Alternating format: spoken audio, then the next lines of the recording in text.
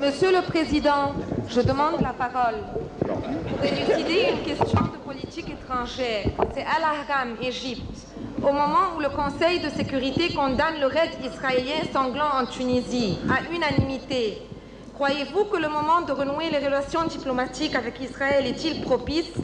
Et serait-il éventuellement un moyen pour amener en tant que médiateur et sage de l'Afrique Israël à la politique du dialogue que vous preniez et à la raison au lieu de la politique de terreur et de violence qu'elle sème au Liban, en Tunisie et dans les camps de réfugiés palestiniens, refusant toutes les tentatives de paix, de conciliation? Quelle serait votre contribution éventuelle comme homme de paix et comme sage à la réalisation du noble objectif de paix qui est le vrai combat dans lequel l'Égypte de Moubarak s'est engagée dans une course contre la montre pour dérober la question palestinienne de l'impasse et sauver une paix à laquelle les actes d'Israël font ombrage et découragent? Madame, il faut rétablir la situation dans leur contexte. Depuis 1973, les pays africains ont rompu les relations diplomatiques avec Israël. Qu'est-ce que cette rupture a apporté dans la solution du problème posé?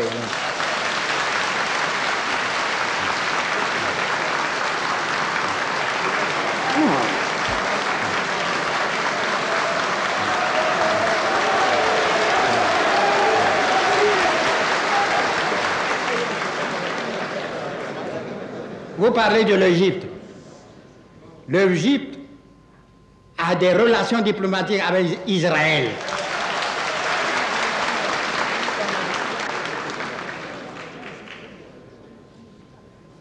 Non, il faut que nous puissions parler. Nous sommes un pays indépendant et libre et souverain. Nous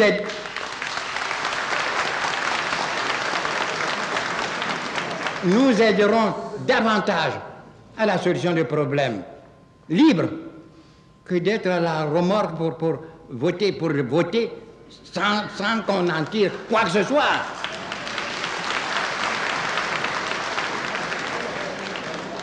Voyez-vous,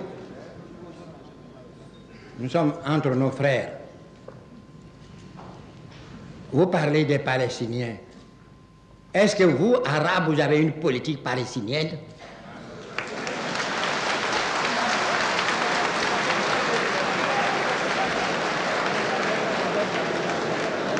Une partie des Palestiniens, la majorité, dont le chef est basé à Tunis, une partie soutenue, la majorité soutenue par des Arabes. Mais l'autre moitié, même si c'est un quart, c'est soutenu par qui?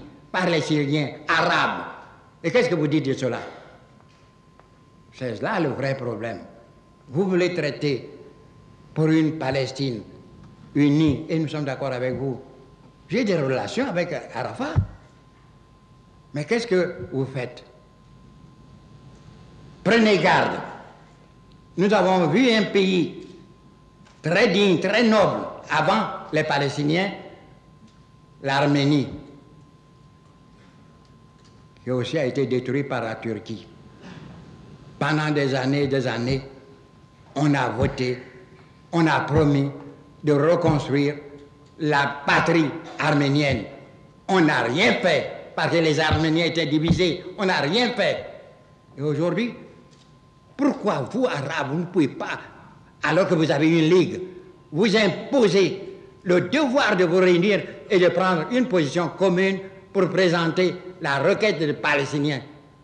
Vous croyez que ça n'a pas été pénible pour nous autres de comprendre l'odyssée d'Arafat, non pas chassé par les Israéliens, mais par leurs propres frères? Hein?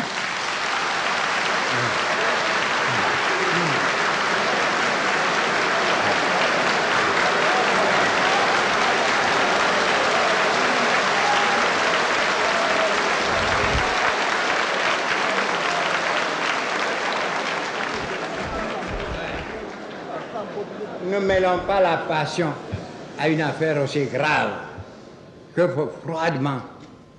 D'abord vous-même, vous commencez pour vous entendre pour une Palestine Et les autres, qui sont en dehors, aideront, vous aideront. Mais quelle position vous nous présentez, vous, nos frères arabes? Voyez le problème de l'Iran avec l'Irak. Qu'est-ce que vous faites?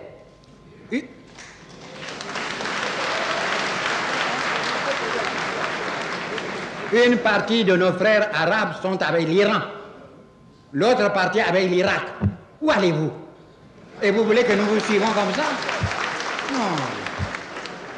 Nous voulons vous aider, comme vous nous aidez, nous coopérons dans le... Mais il faut quand même que vous sachiez où vous voulez aller. On ne peut pas nous faire suivre. Quand un homme vous prend votre bâton, vous qui êtes aveugle, il vous promène dans de la sérénité. Où est l'aveugle? Non. J'ai des relations les plus cordiales avec le monde arabe. J'ai des amitiés les plus sûres. Mais c'est précisément parce que je veux parler maintenant aux Arabes que je vais être libre de leur parler. Et les aider. Les aider. Je puis parler aux Israéliens, puisqu'ils viennent me rendre visite. J'ai cessé depuis la rupture des relations. Et un jour, le docteur Tataba, qui a été tué, assassiné en Espagne, qui était l'intermédiaire entre Arafat et moi. Un jour, Ayab Zokro m'avait dit quoi? Il ne connaissait pas l'étendue de mes relations de paix. Ah, si on savait que vous aviez de telles relations, on vous aurait demandé de ne pas rompre les relations diplomatiques avec Israël pour mieux nous servir.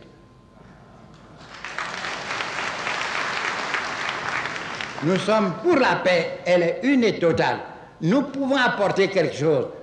Nous ne surestimons pas nos positions. Nous sommes un petit pays à la tête d'un petit pays, un petit homme, petit chef à la tête d'un petit pays. Mais nous voulons parler avec toute la liberté nécessaire, puisque nous sommes mus par aucun souci d'argent. Nous ne demandons rien à qui que ce soit. Nous sommes indépendants à l'égard de quiconque.